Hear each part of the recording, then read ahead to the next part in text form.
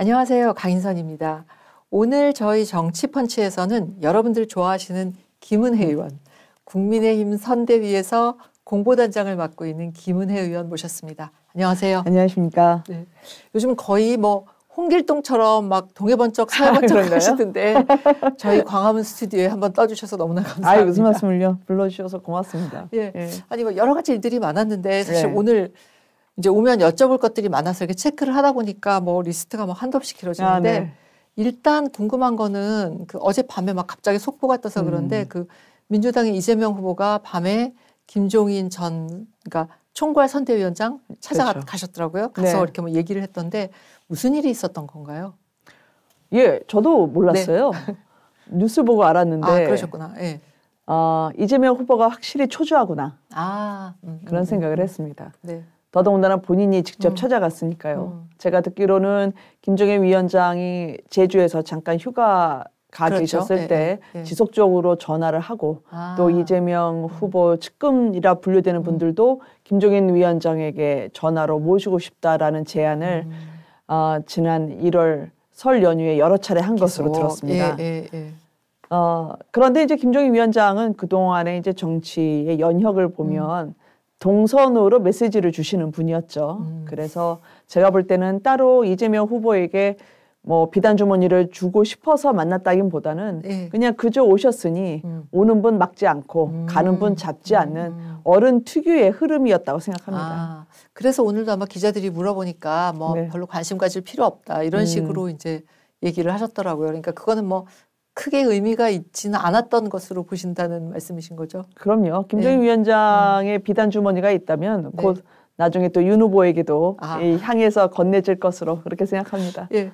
아니 제가 이제 그 의원님 뵙기 전에 그 여론조사를 쭉 이렇게 봤더니 한 최근에 나온 요 며칠 사이에 나온 여론조사가 한 뭐 9개 정도 되더라고요. 거의 10개 가까이 되는데 한 대여섯 개는 윤 후보가 앞서고 한두 개는 이제 거의 같고 그다음에 한 두어 개는 이제 이재명 후보가 앞서는 그런 결과가 나오는데 뭐 어마어마한 차이가 나는 건 아니고 이제 뭔가 오차 범위 내에 있는 것들이 굉장히 많이 있어요. 근데 그럼에도 불구하고 어쨌든 전체적으로 설 민심이 윤 후보에게 유리한 쪽으로 그 여론이 그쪽으로 움직이고 있는 것처럼 보이는데 요즘 선대위 분위기가 어떻습니까?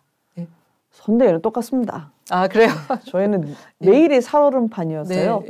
역대 이렇게 여러 번 출렁이는 선거도 없었고 또 민심이 그날 자고 나면 바뀌는 선거가 없었습니다. 그래서 선거 끝날 날까지 저희가 마음을 놓을 수 없을 것 같고요.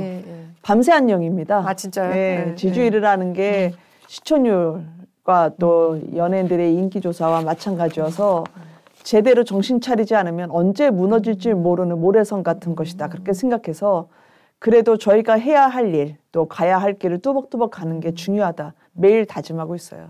그래도 마음속으로는 휴 하는 게 있었을 것 같아요. 하락세는 멈췄다. 그리고 저희가 바닥을 다지고 상승세에 있는 건 맞는 것 같다라는 생각을 합니다.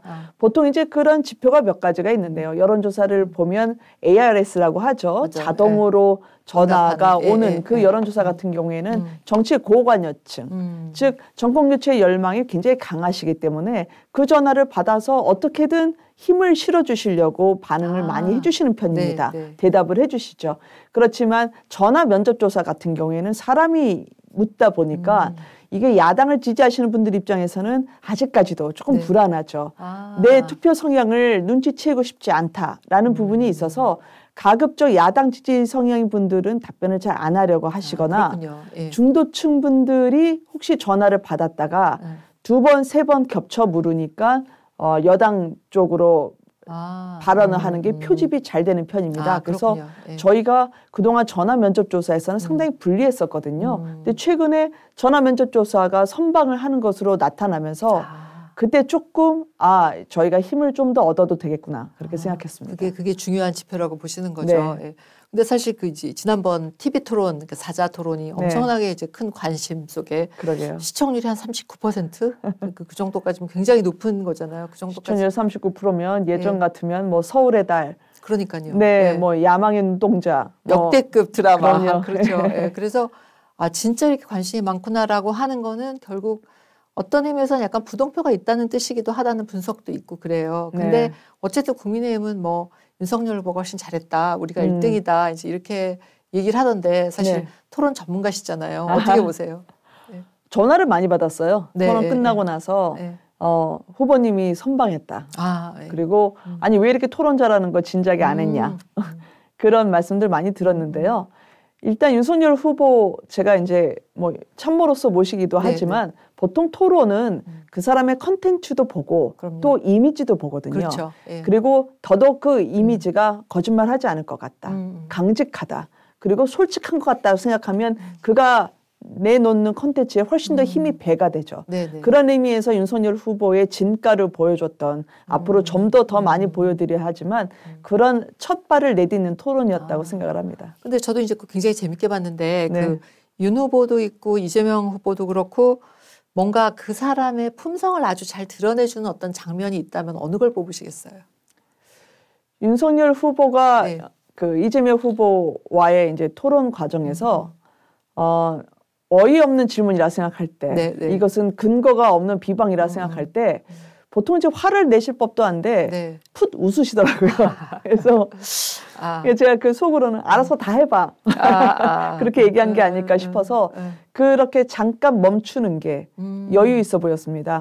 오히려 방송은 이야기를 많이 할 때마다 이야기를 하지 않는 순간이 훨씬 중요하다는 걸 느끼게 되거든요. 그렇죠. 이렇게 잠깐의 맞습니다. 멈춤. 이재명 후보도 막판에 잠깐 멈춤을 줬어요. 한 5초? 사람이 쓰러져 가고 있고 그러면서 잠깐 멈춤을 줬는데 그게 본인은 시도했다는 게 느껴진 것 같고 윤석열 후보의 멈춤은 자연스럽다고 제가 너무 아전인사나요? 그랬습니다. 아니 근데 저는 사실 윤 후보가 토론하는 걸 보면서 이제 뭐 결국 모르는 문제들이 많았잖아요. 이제 구체적인 답을 못한 두 개가 이제 생각이 나는데 그 아리백하고 이제 그 저기죠 그 주택청약 점수 텍소노미하고 그 몇 가지가 이렇게 마치 장학 퀴즈 하듯이 대답해야 되는 상황에서 모르는 것이 굉장히 자연스럽게 그냥 넘어가는 거를 보고 좀 여유가 많이 생기셨구나 그런 생각은 했어요. 그러게요. 주택청약은 좀 아팠죠. 좀 그렇죠. 그건. 그렇지만 그거는 앞으로 공약을 할 때 훨씬 더 공감도를 높일 수 있도록 말씀드릴 수 있는 그런 기회로 저희가 잘 새기려고 하고요. 다만 기억력과 공감 능력은 별개라고 생각을 합니다. 그쵸. 그래서 이것이 마치 퀴즈쇼처럼 가면 안 된다 생각을 하는데 저는 아리백 이어서 텍소노미라고 하는 거를 공격받았을 때 저는 이재명 후보가 제대로 된 선택을 하지 않았다고 생각했어요. 그렇게 보셨어요? 왜냐하면 텍소노미 같은 경우에는 그거죠. 원자력을 이제 금융기법으로 이제 투자를 하는 것을 친환경, 즉 청정 에너지 투자로 봐야 되느냐 아니냐 그 문제인데 사실 그 즈음에 토론 즈음에 유럽 EU 연합에서는 원자력에 대한 투자를 친환경적, 즉 녹색으로 분류를 했거든요. 근데 이재명 후보가 아니 EU에서는 이런 식으로 분류를 한다. 그렇기 때문에 우리는 원전을 감해야 된다. 탈원전을 해야 된다는 취지로 공격을 하니까 제대로 텍소노미에 대한 이해가 없이 이게 고급스럽고 이거는 모르겠지라고 던진 듯한 이재명 후보의 의도가 읽힌 것 같아서 그런 부분은 알고 질문하셨으면 훨씬 더 효과적이었을 텐데 상대편의 입장에서 생각했습니다. 그 부분은 그랬는데 그 아까 이제 주택 청약 점수 같은 거는 약간 좀 아프다고 그러셨잖아요. 맞습니다. 근데 이제 그게 왜 뭐 지하철값, 택시값 이런 것들이 이제 항상 그 서민의 생활을 이해하느냐, 그 국민의 고민을 이해하느냐 그 중요한 포인트잖아요. 근데 맞습니다. 그런 의미에서 그건 충분히 예상할 수 있는 문제였는데 공부를 좀 좀 덜 하는 것 같은 그런 느낌이 좀 들긴 했어요. 청약이 워낙 좀 치열합니다. 그렇죠. 그래서 점수를 만점을 받는다고 하더라도 청약을 못 받는 분들이 많아서 그런 분들의 아픔을 더 위로할 수 있게 노력하겠습니다.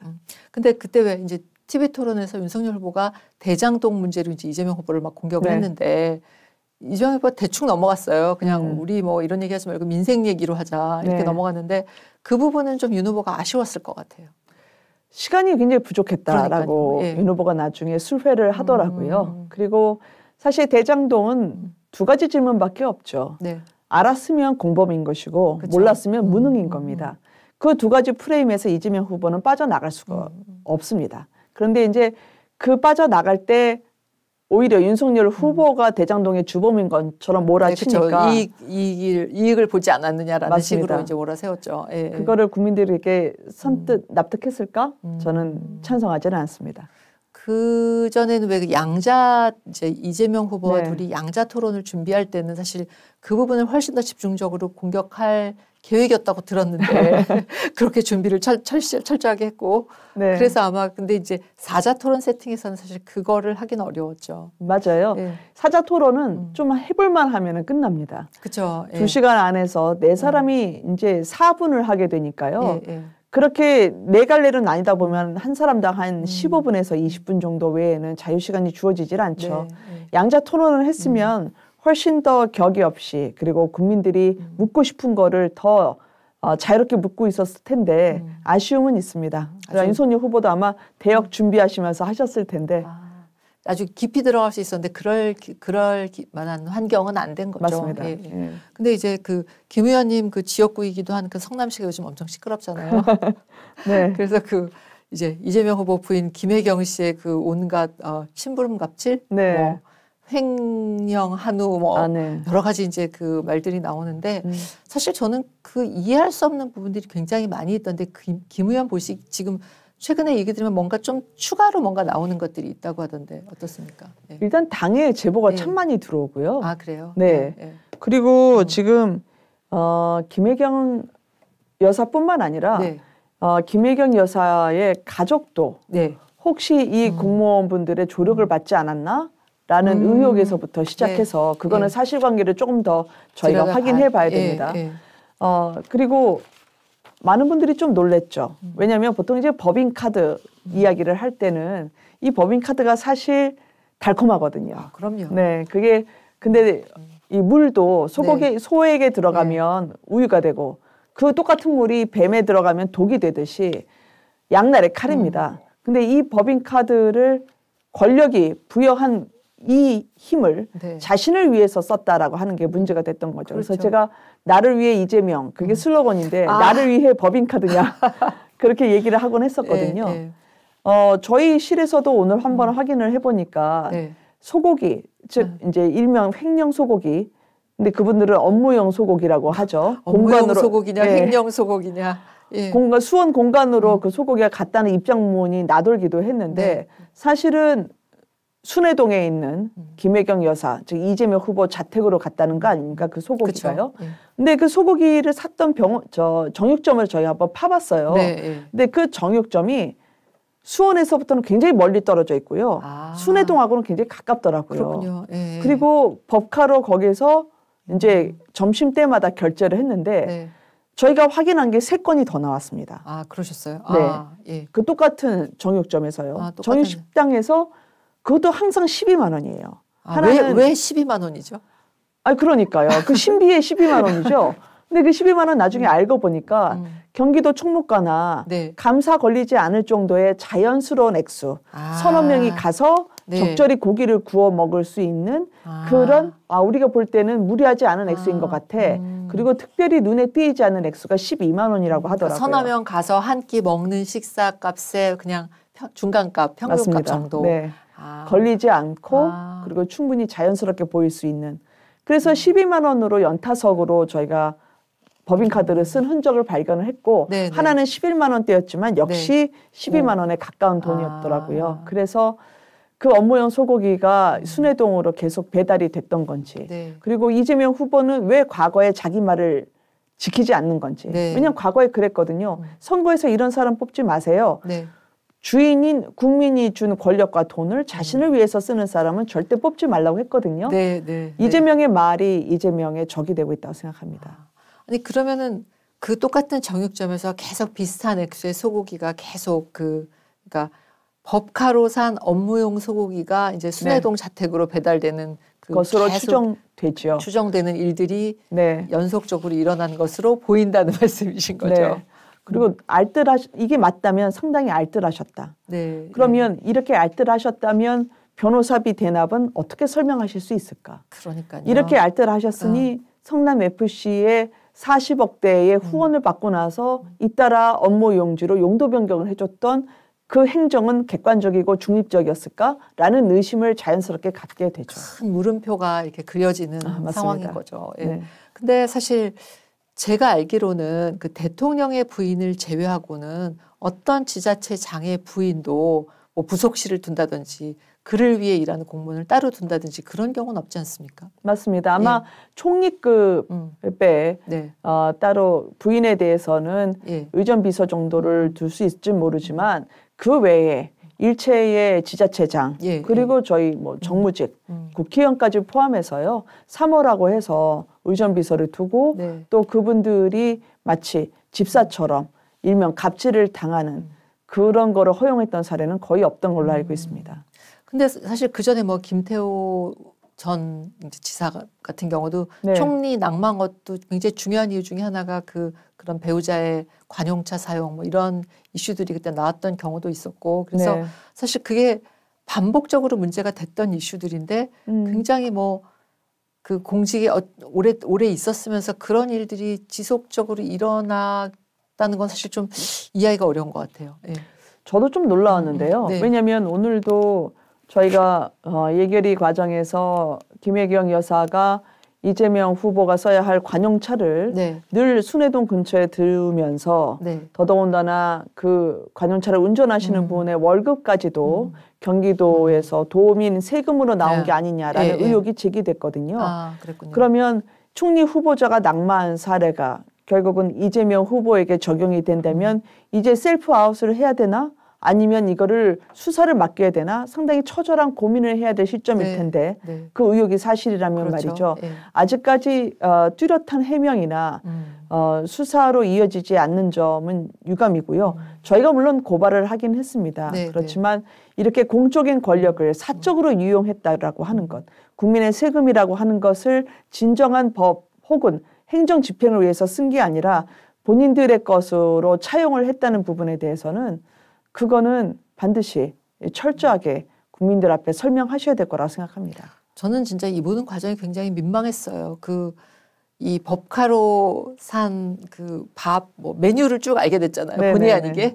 그런 거를 보면서 이렇게까지 했어야 이게 이 의혹이 사실이라면 그런 생각이 좀 많이 들었습니다. 근데 오늘 그 송영길 그 민주당 대표가 한 얘기를 보면 뭐 그 사람들이 다 별정직 공무원인데 뭐 비서 일도 하고 뭐 그 관저도 뭐 관사 일도 하고 그러는 거지 뭐 비서가 약도 나 사다 준다 뭐 이런 식으로 그냥 해명 아닌 해명을 하셨던데 그거에 대해서는 어떻게 생각하세요? 저는 이 거짓말 하나를 유지하기 위해서는 거짓말 7개가 필요하다라는 그 속담이 이번에 들어맞는다고 생각을 합니다. 일단 첫 번째는 성남이 이분들에게는 왕국이었던 것 같다라는 생각이 들어요. 오랫동안 성남에서 2번의 시장을 하면서 8년 그리고 그 원동력 위에서 경기도지사 4년을 추가 얹어서 12년을 하면서 그분들만의 은밀했던 관행이 바깥으로는 대외비가 보안이 지켜지면서 내부에서 점점 차곡차곡 이 부패의 고리가 형성됐다라는 생각이 들고요. 또 하나는 그럼 이런 해명이 있어야 될 때 거짓말로 대신하는 것 자체가 국민들에게 오히려 의심을 더 증폭시켰다라는 생각을 하거든요.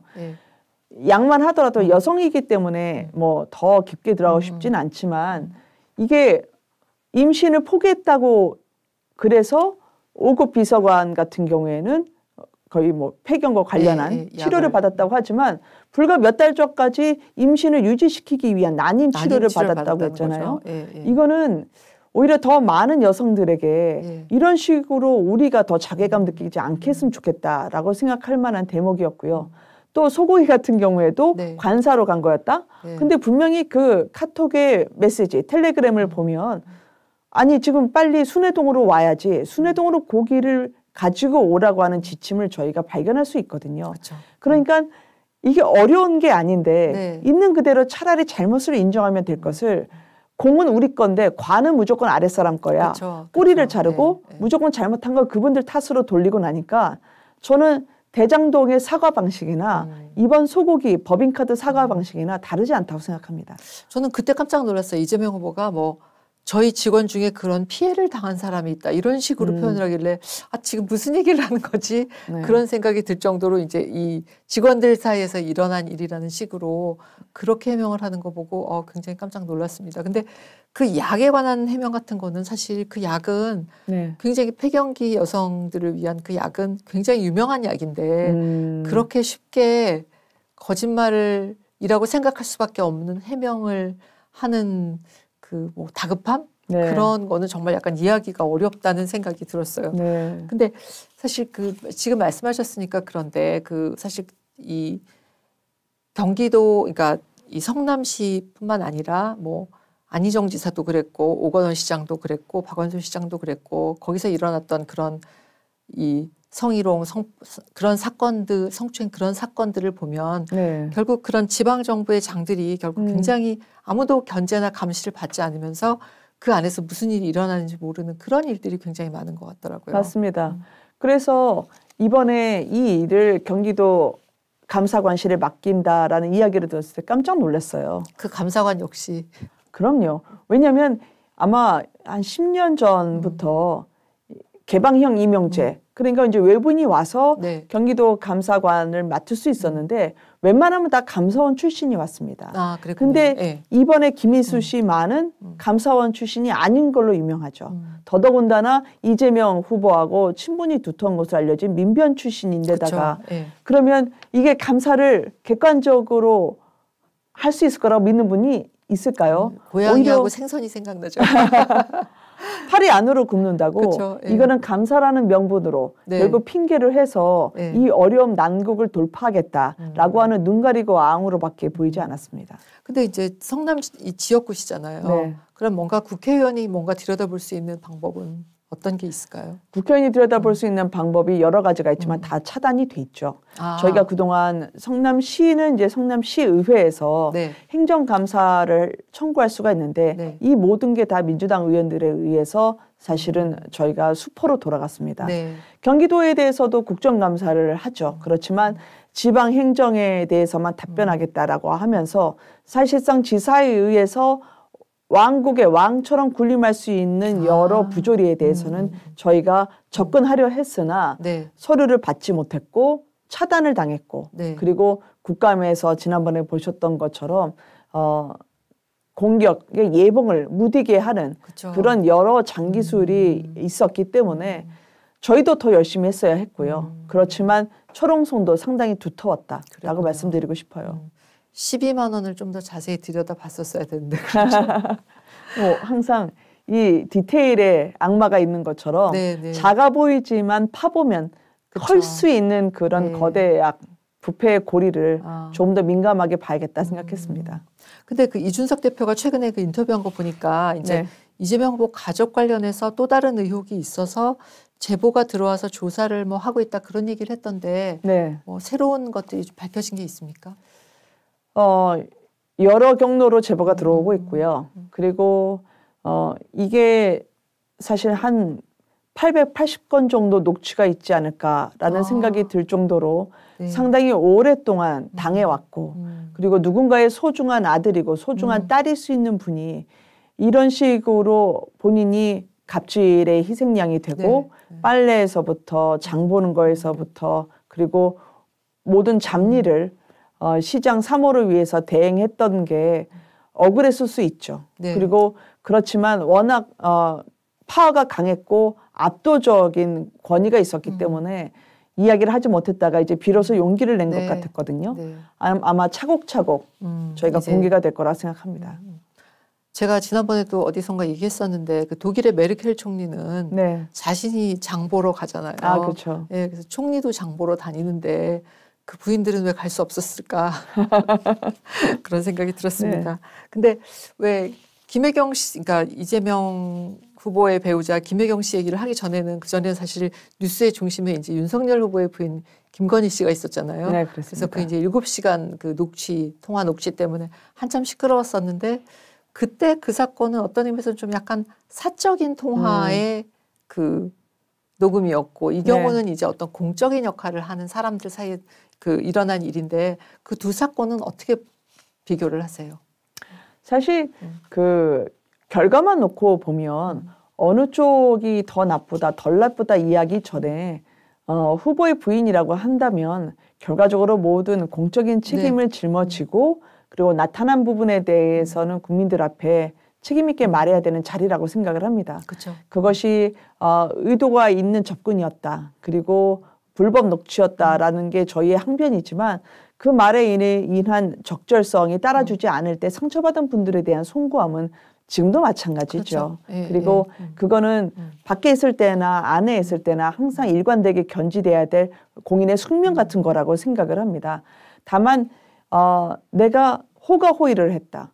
즉 내가 아닌 타자가 부여받은 권력을 마치 내 것인 양 누리는 그런 부분에선 저는 전적으로 다른 사안이라고 생각을 하고요. 그렇죠. 예. 자신의 사견을 이야기하는 것과 공적인 권력을 내가 남용을 하는 것은 그건 분명히 천지 차이죠. 하나는 반드시 수사를 받아야 되는 그렇죠. 상황이라고 저는 생각을 하고요. 또 김건희 대표와 관련한 부분들은 그런 상처를 받은 분들에 대해서 저희가 지속적으로 언제든지 죄송하다는 말씀과 함께 앞으로 이 부분에 대해서 저희가 방지할 수 있는 부분도 당장 뭐 공개적인 행보를 하고 있지는 않지만 숙고의 시간을 가지는 걸로 대신 가름해 주셨으면 좋겠습니다. 이재명 후보 배우자 이제 김혜경 씨 이슈하고 그다음에 이제 그 전에 있었던 그 윤석열 후보의 배우자 김건희 씨의 그 녹취록 사건하고 그 두 개를 비교해 보면 어쨌든 그거에 대한 여론의 반응, 그게 지지율에 반영되는 것, 이제 그런 부분들이 있을 텐데 그거에 대해서는 어떻게 비교 분석을 하고 계세요? 김건희 대표 건에 대해서는 저희는 좀 놀랐어요. 왜냐하면 어떤 내용이 나올지 모르기 때문에 조마조마하셨죠? 네, 저희도 긴장을 했죠. 근데 막상 그 뉴스가 나온 다음에는 안도했다 그런 건 아닙니다. 어떤 식으로든 말씀드린 결과에 대한 무거운 저희 마음이 있거든요. 다만 민주당이나 그쪽에서 접근했을 때는 김건희 대표가 아닌 여성에 대해서 비하하는 인식, 또 여성을 성적으로 어떻게든 모멸감을 주고 싶어하는 그런 의도가 보이니까 오히려 김건희 대표를 보면서 내가 당하는 것 같아 라고 느끼는 여성들의 좀 안쓰러움이 있었던 것 같아요. 그게 물론 공적인 인물에 대해서는 무한 검증이 가야 되지만 그게 의도성을 갖고 상대의 어떤 것이든 다 파헤치면서 도려내겠다는 그런 사악함이 보일 경우에는 너무한 거 아니야? 그렇죠. 라고 하는 그런 마음이 좀 젊은 여성이나 여성들 사이에 좀 있었던 것 같고요. 그리고 그렇지만 이번에 김혜경 여사 같은 경우에는 오히려 그게 설 연휴에 터진 메시지였기 때문에 가족분들이 볼 때 법인카드 그리고 또 자녀를 키우시는 분들 입장에서는 갑질 그리고 부정채용 그리고 변호사 때부터 함께 있었던 여성이 나중에 이재명 후보의 후광을 받고 탄탄대로의 길로 고속 승진을 하면서 또 다른 젊은 친구들을 상대로 자신이 횡포를 부렸을 때 많은 분들이 부모의 입장에서 느꼈던 그런 자괴감, 청년들이 느꼈던 낭패감 그런 게 있었던 것 같아요. 진짜 공정이라는 생각을 하지 않을 수가 맞습니다. 없네요. 그런 경우는. 하여튼 지금 그럼 그 이재명 후보에 대한 지지율 같은 경우는 지금 약간 하락하는 그런 추세들은 그 김혜경 씨 케이스가 영향을 끼친 것으로 보세요? 아니면 아직 덜 반영이 됐다고 보세요? 저는 적지 않은 영향을 미치고 있다고 생각합니다. 왜냐하면 이거는 김혜경 여사의 문제가 아니라 이재명 후보의 문제라고 사람들이 볼 거라는 거죠. 그렇죠. 특히 말씀해 주셨던 것처럼 이재명 후보의 공정과 상식이 이런 식이라면 앞으로 대한민국을 이재명 후보에게 맡기게 됐을 때 대한민국의 재정은 이재명 후보의 곳간이 될 것이다. 이재명 후보 부부의 금고가 될 것이다. 라는 그런 인식을 갖게 하는 거니까요. 청년들이 느꼈던 공정이라는 게 다른 게 없었습니다.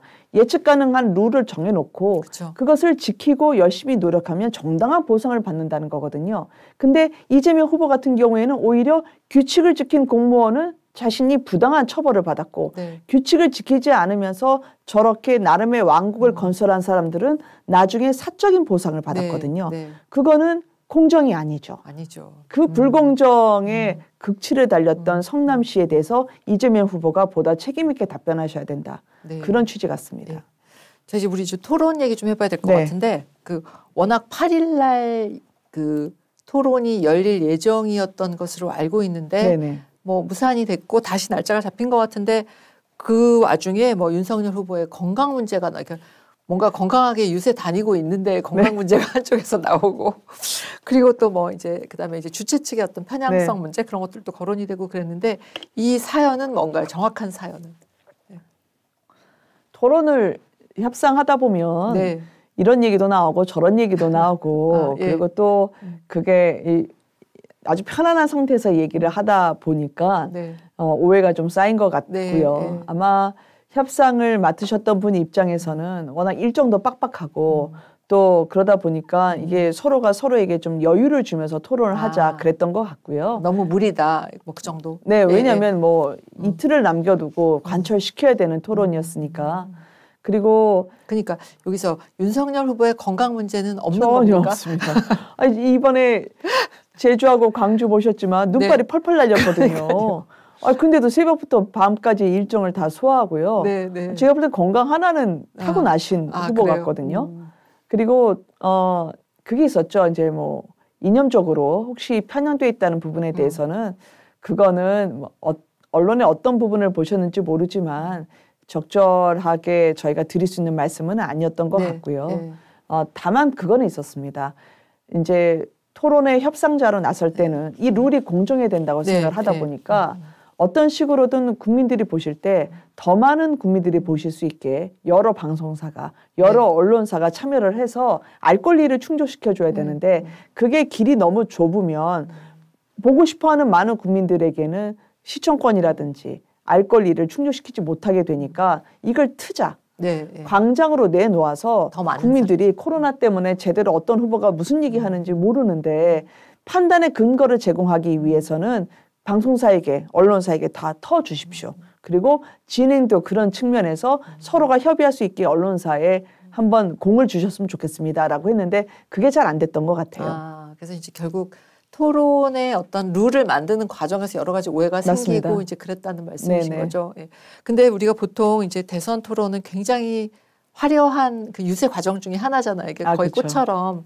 그런데 대세에는 지장 없다. 이제 이런 주장들이 많이 있고. 근데 다만 그러니까 부동층이 많을 때 그럴 때는 굉장히 중요한 역할을 한다. 그래서 중도층을 움직이는 정도의 역할은 굉장히 한다 이렇게 보는데 지금 선거판은 어떤 상황이라고 보세요? 그러니까 제가 하고 싶은 질문은 그 토론을 보고 윤석열 후보를 지지할까 말까 하던 사람이 결정을 할 수 있다. 그런 상황으로 보세요. 저는 오히려 그 토론을 보면서 이분은 진짜 아닌 것 같아. 라는 그런 확증 편향으로 자신이 갖고 있는 신념을 조금 더 얹어줄 수 있는 의지가 될 수 있는 그런 지렛대를 제공하는 판이 되지 않을까라는 생각이 듭니다. 왜냐하면 누군가 내가 이 후보를 뽑는데 결정적인 그런 계기를 마련해 주려면 일단 시간이 좀 제공돼야 돼요. 절대적으로. 그렇죠. 그리고 내가 듣고자 하는 분야를 다양하게 해줘야 되는데 현재 사자 토론으로는 그게 저는 쉽지 않다고 봅니다. 세팅으로는 좀 어렵다는 말씀이시죠. 차라리 토론을 보면서 이게 토론 진행 방식이 저분은 왜 이렇게 편협하지? 혹은 아닌 걸 왜 맞다고 저렇게 우기지?라고 하는 부분이 저 부분에 대해서는 저분은 글쎄 라고 회의적이었다가 역시 아니야 라고 하는 X표를 주는 토론에는 방송 토론이 맞는데요. O를 확실하게 주는 토론이라고 보기에는 좀 기회 제공이 미흡하다.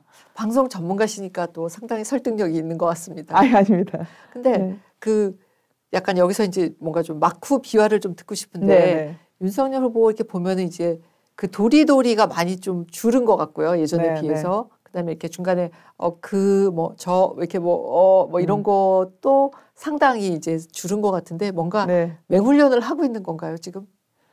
후보가 참모들의 이야기를 굉장히 잘 들어줍니다. 안 들어주실 것 같은데. 아닙니다. 그래요? 적확하게 얘기해서 그런가 참모들이? 참모들이 잘해서. 참모들이 잘해서? 아닙니다. 후보가 굉장히 오픈마인드예요.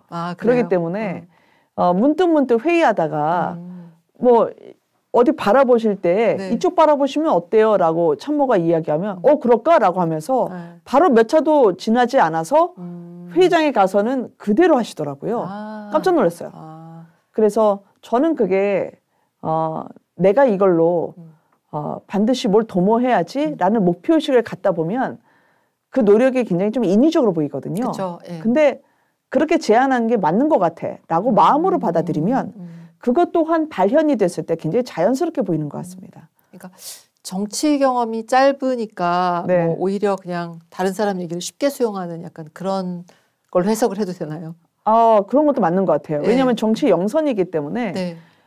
특별히 여의도답지 않은 거죠.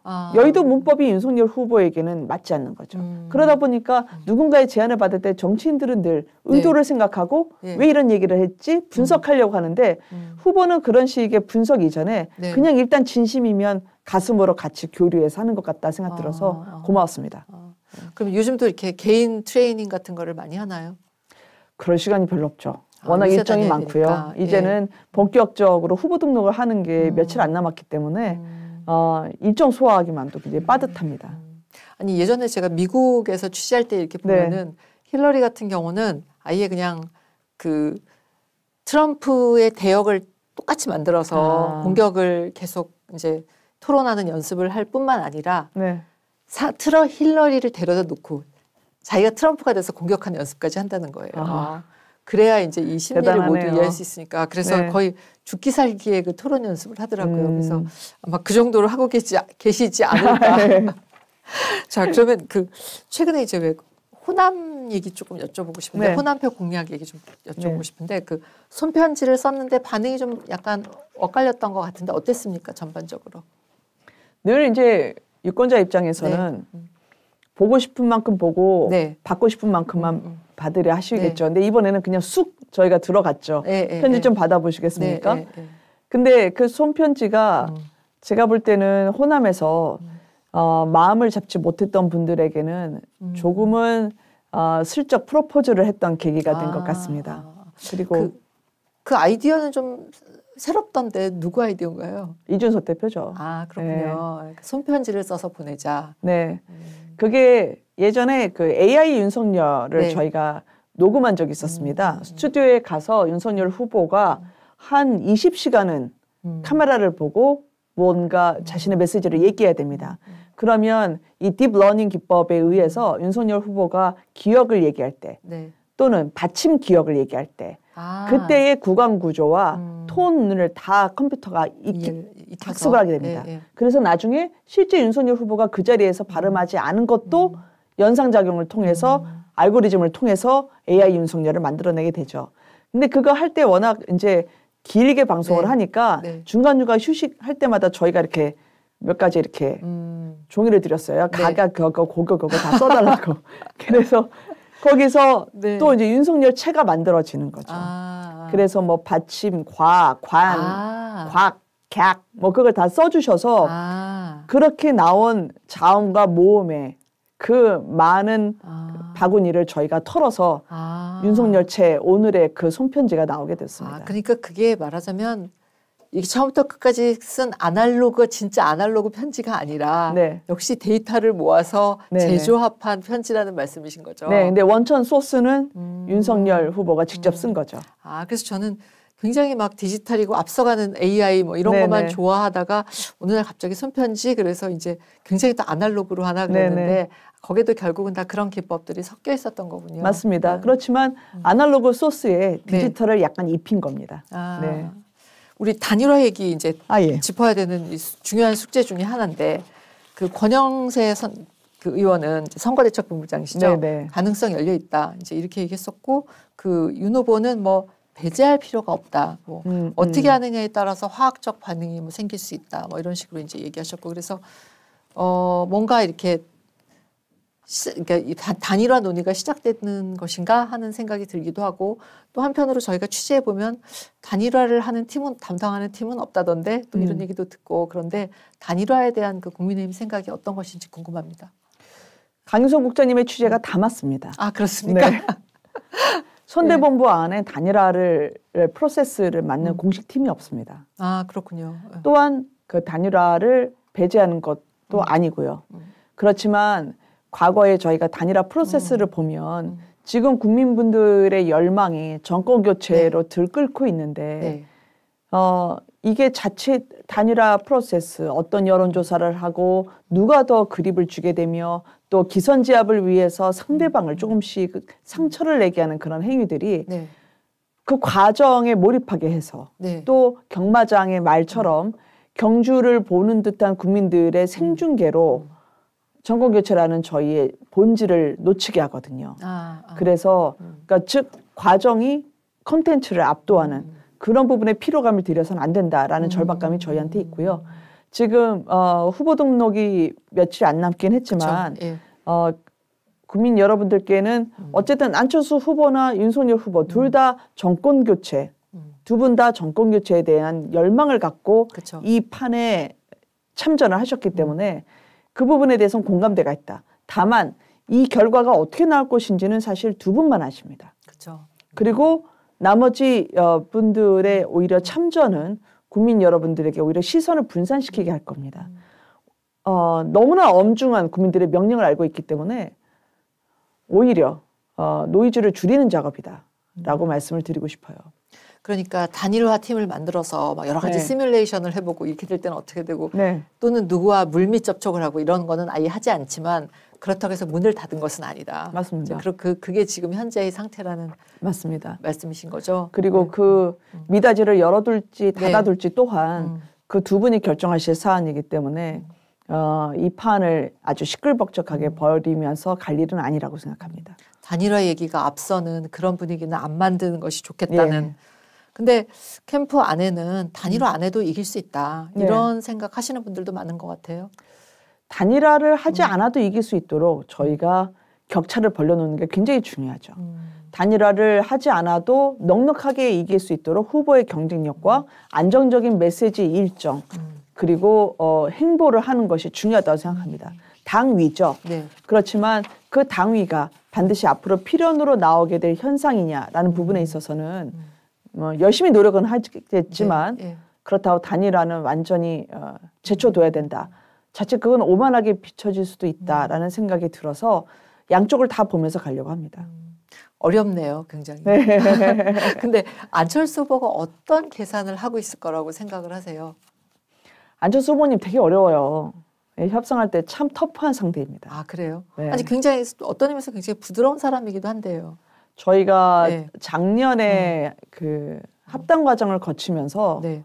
이게 장형으로서 정치적 포지셔닝을 한다는 게 힘들죠. 왜냐하면 인내하고 네. 그래도 품어주고 네. 보통 우리가 형제 사이에서 그러잖아요. 그렇지만 그래도 인테그리티, 네. 집안에 있어서의 적통과 또 집안에 있어서의 저희 정체성은 견지해야 되니까요. 네, 네.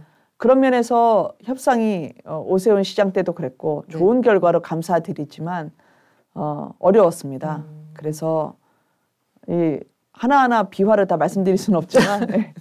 잘해야죠.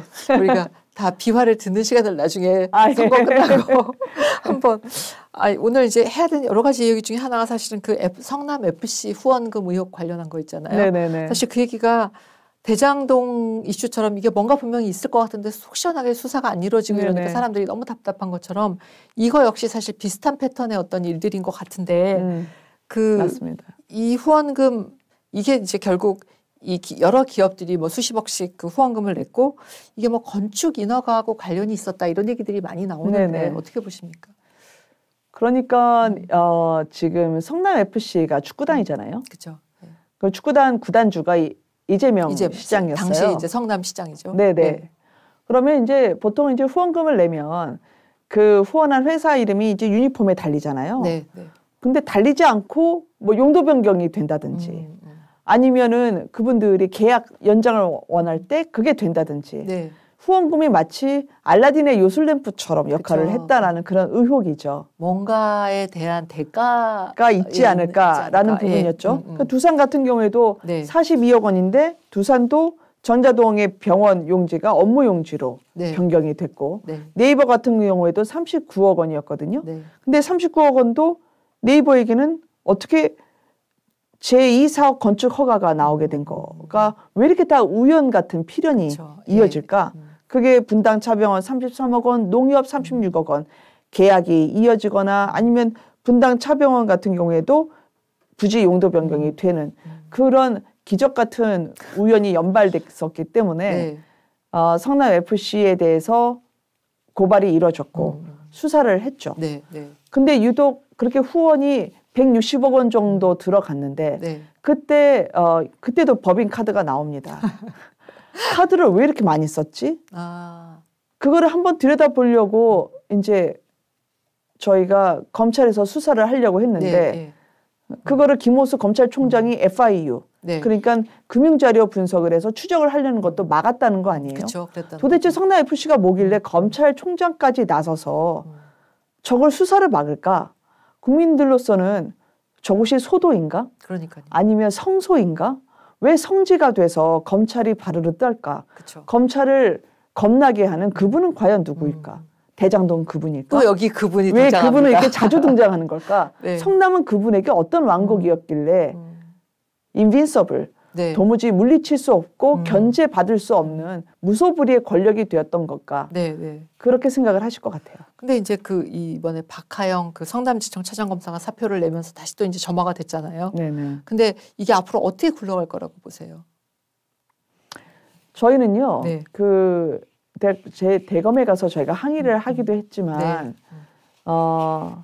정권이 바뀌고 나면 특검을 통해서든 네. 아니면 재수사를 통해서든 진실이 드러날 거라고 생각을 합니다. 네. 네. 그리고 검찰이 그런 식으로 국민과 진실 편이 아니라 권력의 편에 섰다라는 그런 의심에서 벗어나기 위해서 또 자구 노력도 할 거라고 네. 믿고 싶고요. 네.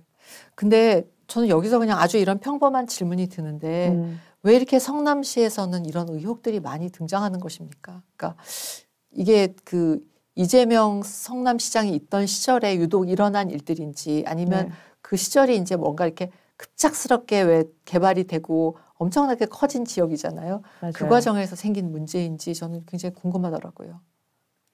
앞으로 두고두고 저희가 말씀을 드리게 되겠지만 네. 저희는 그 지자체 권력이 네. 견제받지 못할 때 겉으로 보일 때는 굉장히 성장하는 네. 그런 지자체처럼 보이지만 그 성장의 이면에는 가짜 모라토리엄 선언이라든지 네. 네. 이재명 후보가 갖고 있었던 생태계가 네. 견고하게 뒷받침되고 있지 않았을까. 그 생태계라고 하는 건 주민들을 위한 생태계가 아니라 자신들의 편을 위한 생태계. 마치 우리 패밀리만 이 모든 국가 권력 그리고 막대한 국민의 세금이 들어간 것을 따로 챙겨두는 그런 이 속의 보고로 만드는 게 아닐까라는 생각이 들어서요.